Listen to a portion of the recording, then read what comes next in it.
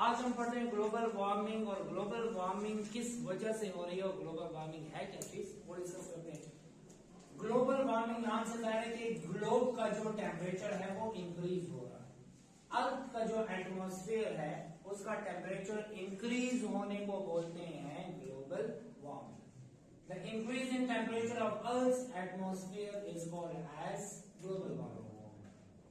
अगर हम सर्वे करें तो पुराने वक्तों में जो है वो सर्दी का मौसम ज्यादा होता था और गर्मी का मौसम कम होता था, लेकिन with the passage of time गर्मी का मौसम ज्यादा हो रहा है और सर्दी का मौसम कम हो रहा है। क्यों? क्योंकि पोल्यूशन ज्यादा हो रही है और पोल्यूशन के ज्यादा होने की वजह से दो इफेक्ट्स हैं जो कि हम पढ़ेंगे यहाँ पे, जिसकी वजह से ग्लोब का टेम्परेचर आहिस्ता आहिस्ता इंक्रीज हो रहा है। ठीक है, अब ग्लोबल वार्मिंग के जो मेन जो दो काज हैं वो एक है ग्रीन हाउस इफेक्ट और दूसरा है ओजोन लेयर डिप्लीशन। ठीक है, हम नंबर वाइज पहले नंबर पे हम पढ़ेंगे ग्रीन हाउस इफेक्ट के बारे में, फिर हम पढ़ेंगे ओजोन लेयर डिप्लीशन के बारे में। ठीक है, ग्रीन हाउस इफेक्ट को ग्रीन हाउस इफेक्ट क्यों कहते हैं पहले तो आपको ये पता होना चाहिए। अगर आपने देखा हो नर्सरीज में जहां पर प्लांट्स को एक बंद जगह पे रखा जाता है, एक घर सा बनाया जाता है और वो किस लिए बनाया जाता है, देखिए ऐसे झोंपड़ी सी होती है और ऐसे यहां पर प्लांट्स पड़े होते हैं। ठीक है, जो प्लांट्स हॉट रीजन पे ग्रो करते हैं और सर्दी का मौसम हो तो फिर वो ग्रो नहीं कर सकते, तो हम उसके लिए एक ग्रीन हाउस बनाते हैं। ग्रीन हाउस में ऐसा होता है कि वो जरूरी नहीं कि ग्रीन शीट हो, वो व्हाइट शीट भी हो सकती है, व्हाइट ग्लास भी हो सकता है। सनलाइट जब आती है तो सनलाइट से आ रही होती है visible radiation, ultra violet radiation, वो इस ग्लास में से, इस प्लास्टिक में से पास हो जाती है और पास होने के बाद जब नीचे जाके एब्जॉर्ब होती हैं तो एब्जॉर्ब होने के बाद वो विजिबल रेडिएशन कन्वर्ट हो जाती हैं आईआर में, जो वापस जा रही होती है क्या होती हैं आईआर। वो इंफ्रारेड रेडिएशन इस ग्लास से, इस प्लास्टिक से या शीट से बाहर नहीं जा सकती। जब बाहर नहीं जा सकेंगी तो यहां पर ये रेडिएशन रह जाएंगी और जब रेडिएशन यहां पे रह जाएंगे तो यहां का रीजन हो जाएगा क्या हॉट। जब ये रीजन हॉट हो जाता है तो जो टेम्परेचर प्लांट की ग्रोथ के लिए चाहिए वो टेम्परेचर उसको अवेलेबल हो जाता है। इस इफेक्ट की वजह से जो कि इस्तेमाल किया जाता है प्लांट्स के लिए, तो इसी वजह से इसको बोला जाता है ग्रीन हाउस। क्या बोलते हैं? Green house effect. ठीक है, because this is basically use for plants. ठीक है, अब ग्रीन हाउस जो है वो ग्रीन शीट की वजह से नहीं है, प्लांट्स ग्रीन होते हैं इस वजह से उनको ग्रीन हाउस का नाम दिया गया। इसके अलावा आपने जनरली देखा होगा कि गाड़ियां अगर धूप में खड़ी होती हैं तो बाहर मौसम इतना गर्म नहीं होता जितना गाड़ी के अंदर होता है, सांस भी नहीं लिया जा सकता। क्यों? क्योंकि रेडिएशन अंदर तो चली जाती है लेकिन वो शीशों में से बाहर वापस नहीं निकल सकती, अंदर रेडिएशन एकमलेट हो जाती है, टेम्परेचर ज्यादा हो जाता है। ये भी एक एग्जांपल है ग्रीन हाउस इफेक्ट का। अब हमारे अर्थ एटमॉस्फेयर में भी ऐसा ही इफेक्ट होता है जिसकी वजह से हमारे अर्थ के जो एटमॉस्फेयर का टेम्परेचर है वो आहिस्ता आहिस्ता ज्यादा होता जा रहा है। ठीक है, वो कैसे है? सनलाइट जब जमीन पे पड़ती है तो जमीन पे पड़ते वक्त यहां पर आने वाली रेडिएशन क्या होती है? विजिबल। जो रेडिएशन में नजर आ रही होती है, जो रेडिएशन जा रही है, लेकिन जमीन से रेडिएशन जब वापस निकल रही होती है तो हमें नजर नहीं आती। क्यों? निकलते वक्त वो हीट रेडिएशन होती है और हीट रेडिएशन असल में कौन सी होती है?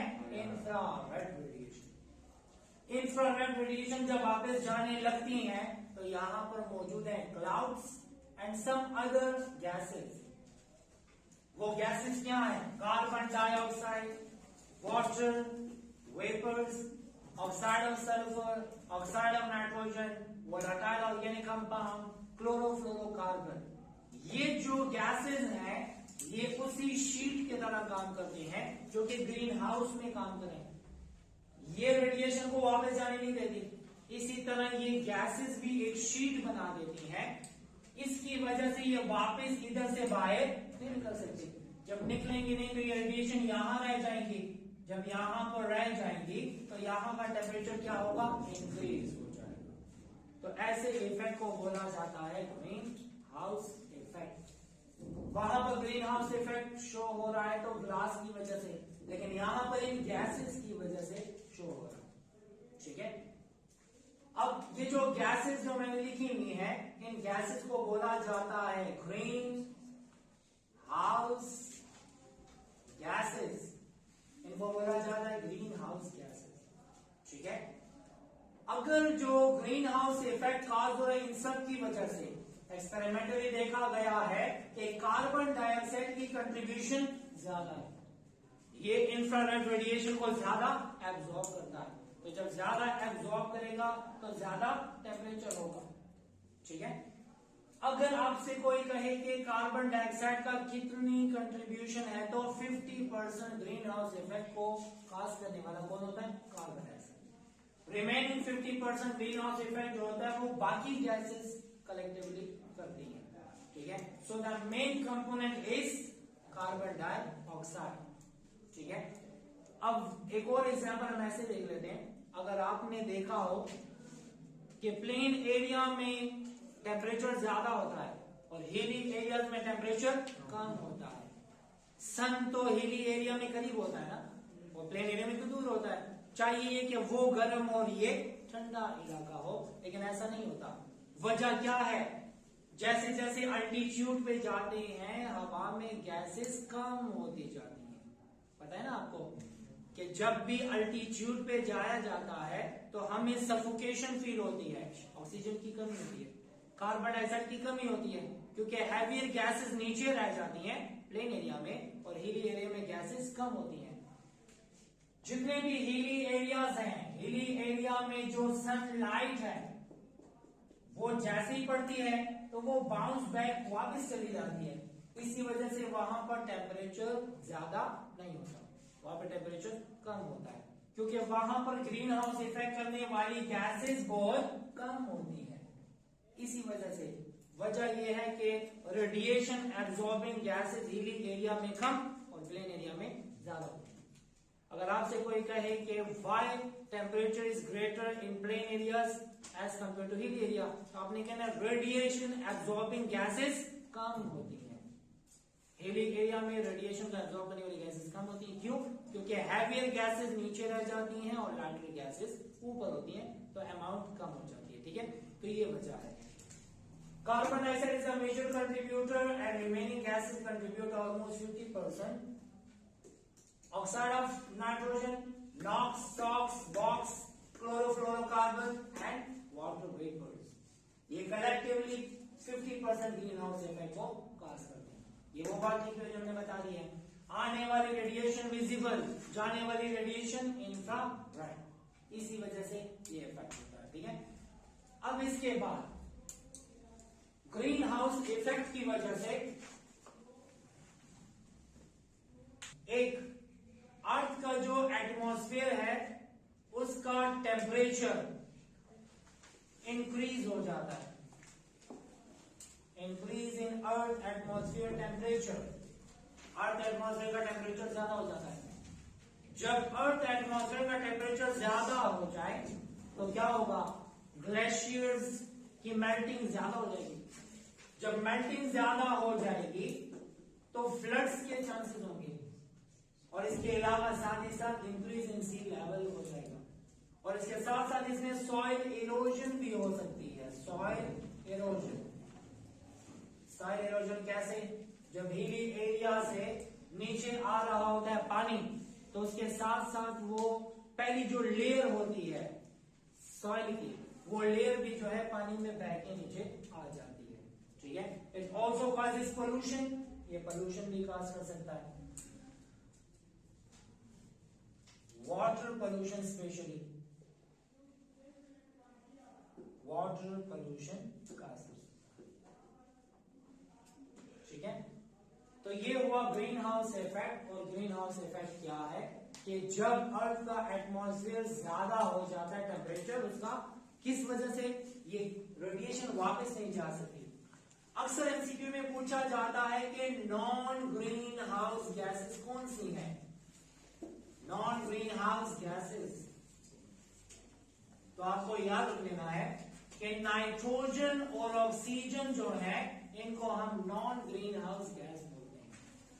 ये ग्रीन हाउस इफेक्ट में बिल्कुल भी कंट्रीब्यूट नहीं करते, ये आईआर रेडिएशन को एब्जॉर्ब नहीं करते। ठीक है, तो आपने याद रख लेना है कि ये जो नॉन ग्रीन हाउस गैसेस ये हैं और ग्रीन हाउस गैसेस ये बने। ठीक है, ये हुआ ग्रीन हाउस इफेक्ट। इसके बाद हम अगले गैस की तरफ जाते हैं जिसे बोलते हैं ओजोन लेयर डिप्लीशन।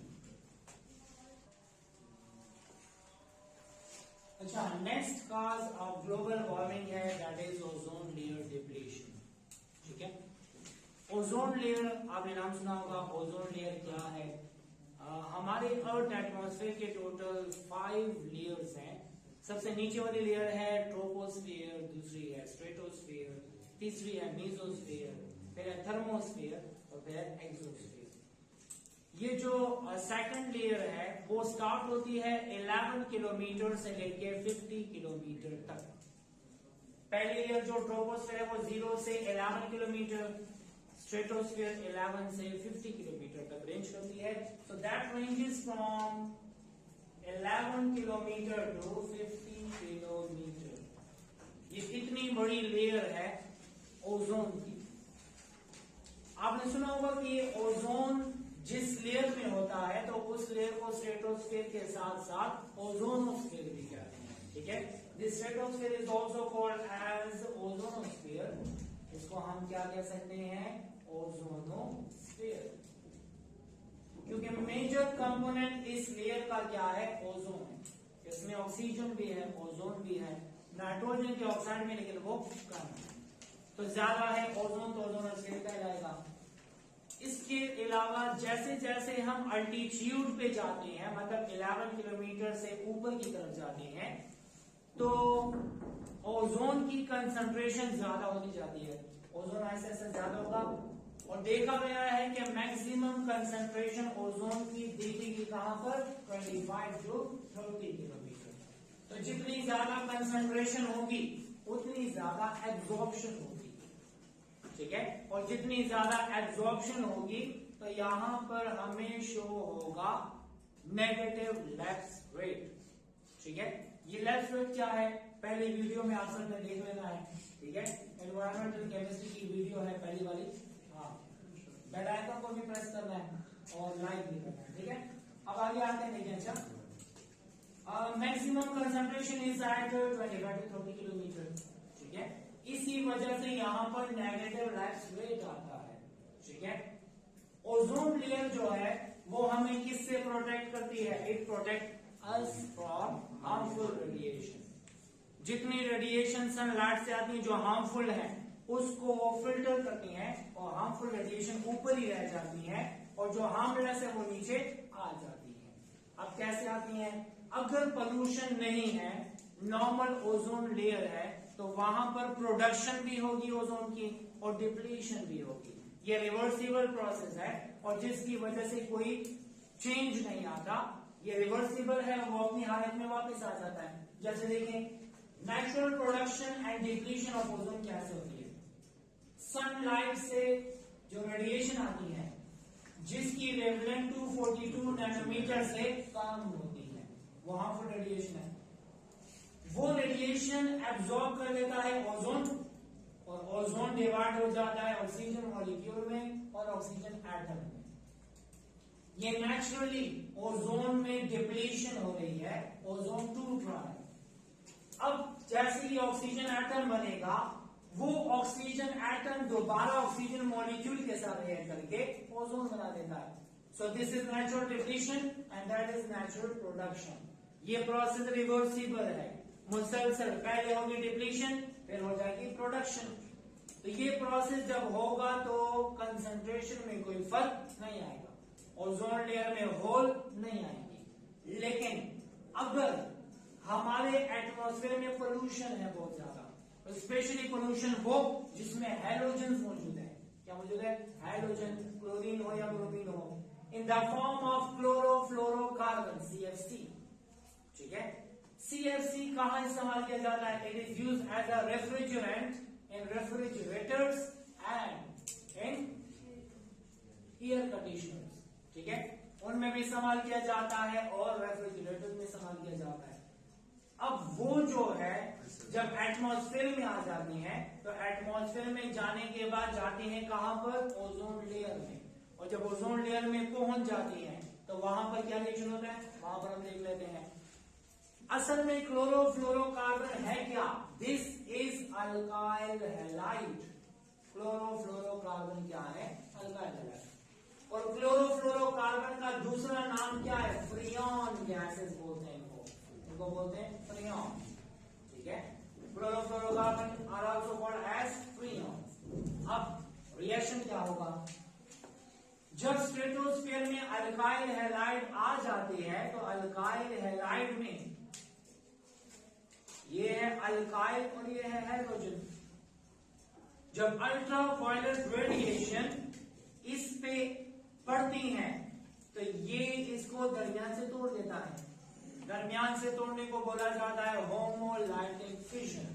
और होमोलाइटिक फिजन होने की वजह से बन जाते हैं क्या? Free radical. ये अल्काइल फ्री रेडिकल ज्यादा टॉक्सिक नहीं है, ज्यादा हार्मफुल नहीं है। मसला है तो किसका? हैलोजन फ्री रेडिकल का। ये halogen free radical. Halogen free radical क्या करता है? This halogen free radical will react with ozone molecule। तो जब इसके साथ रिएक्ट करेगा ओजोन में से ऑक्सीजन को निकाल लेगा, इससे बन जाएगा हैलोजन ऑक्साइड और ऑक्सीजन मॉलिक्यूल। ये बना क्या? हैलोजन ऑक्साइड और ऑक्सीजन। मतलब ओजोन टूट गया। अब वो जो ओजोन टूट गया दोबारा प्रोडक्शन नहीं होगी। क्यों? ये जो हैलोजन ऑक्साइड है वो दूसरे ओजोन के साथ रिएक्ट करता है। और जब दूसरे ओजोन के साथ रिएक्ट करेगा तो क्या करेगा?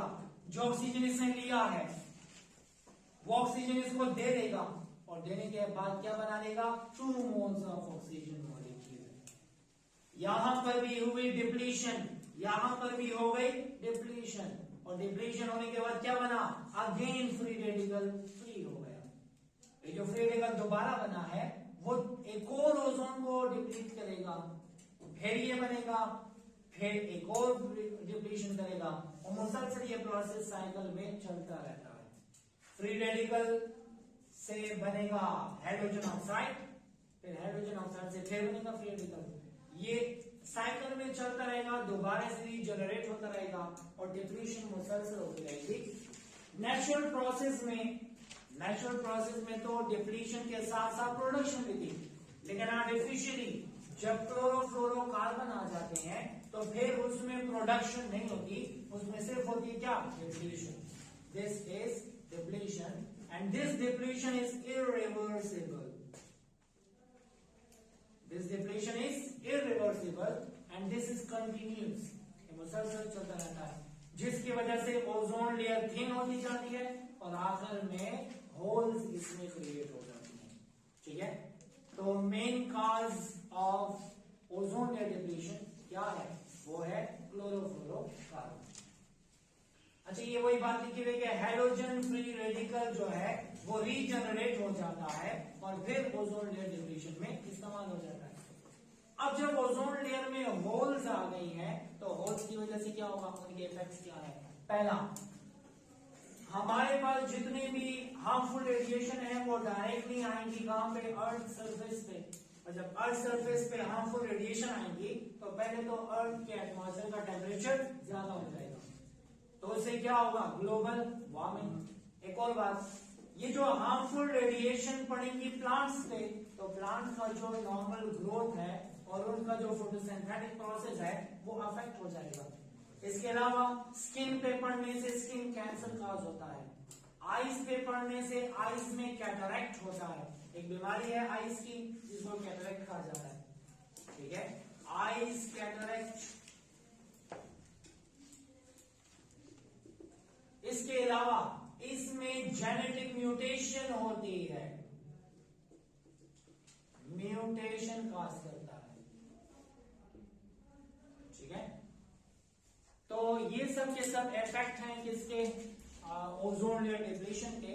तो आपको पता होना चाहिए कि ग्लोबल वार्मिंग के दो मेन काजेज हैं, जो कि हमने स्टार्ट में पढ़ लिया, ग्रीन हाउस इफेक्ट, और अभी हमने पढ़ लिया ओजोन लेयर डिप्लीशन, ठीक है। So this is all about global warming.